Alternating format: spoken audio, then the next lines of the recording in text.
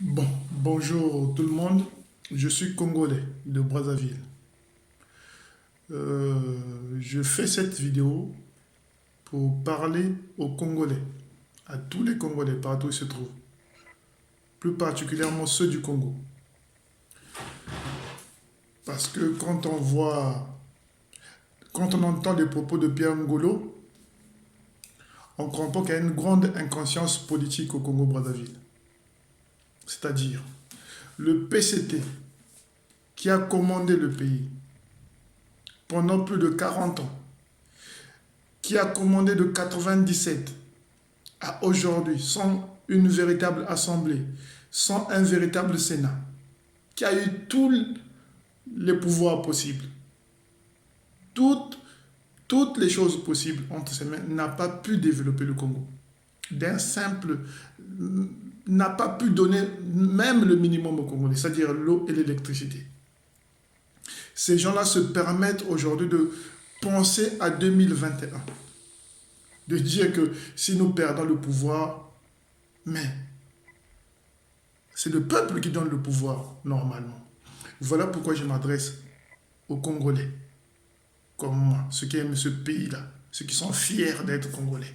Parce que nous avons un beau pays. Prenez l'exemple de la France.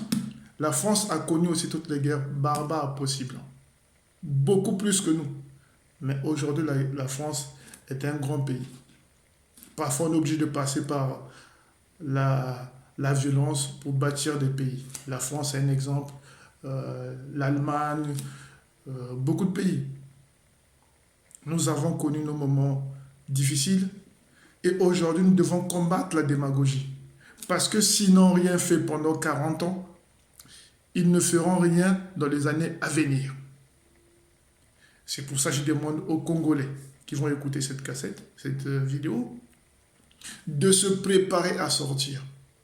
Faire comme au Soudan, faire comme en Algérie, faire comme au Burkina Faso. Parce que c'est le peuple qui commande. N'ayez pas peur de la mort, parce qu'on est déjà mort de toute façon, on n'a pas des hôpitaux, on n'a rien, on est déjà des êtres morts, même si on nous fait croire qu'on vit, mais on ne vit pas. Parce que vivre, c'est avoir le minimum déjà, on n'en a même pas. Donc c'est pour ça que je demande aux Congolais de se, de se décider dès maintenant, au plus tard 2021, de dire non à ce régime, de dire non à ce pouvoir, de dire non au PCT, de créer un autre ordre nouvel, c'est-à-dire une démocratie véritable, des institutions fortes, la transparence et la justice dans notre pays, surtout la liberté. Parce que si nous perdons le combat de 2021, nous perdrons tout ce que nous avons, c'est-à-dire l'espoir.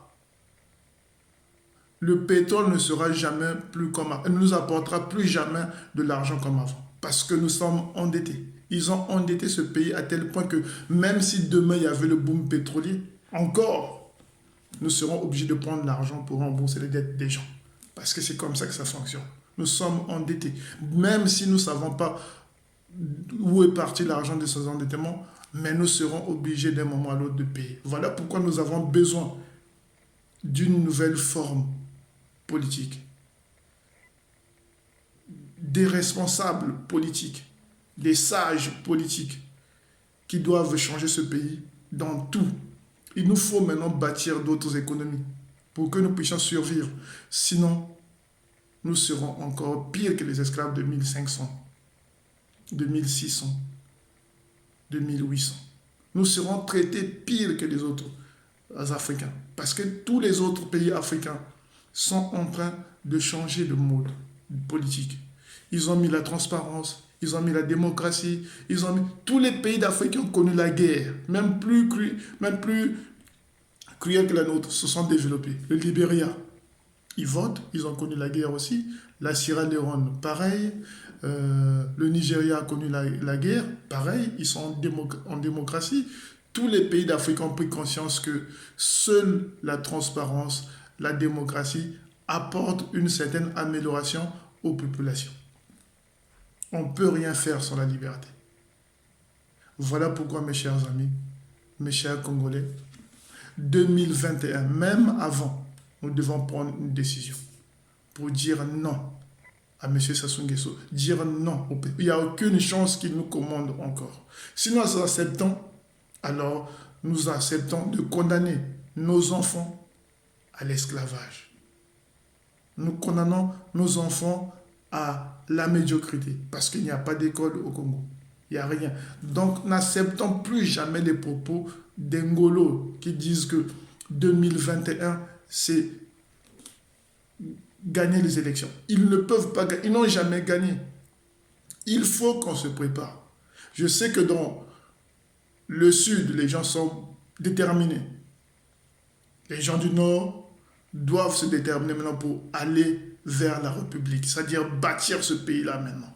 On est que le tribalisme, ce sont des fantasmes qu'on nous inculque dans la tête pour avoir peur de l'autre. Ça n'existe pas. Nulle part vous irez à l'étranger, on vous traitera de sudistes du Congo Nord. Non, on nous traite tous des Congolais. Ah, t'es Congolais. Vas-y, t'es Congolais.